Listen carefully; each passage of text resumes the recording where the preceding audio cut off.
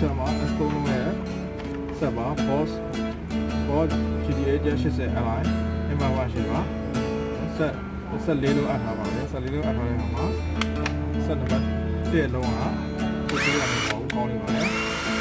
နောက်ဘက်ထရီပဲလို့ရပါနောက်ဘက်ထရီပဲလို့ရပါ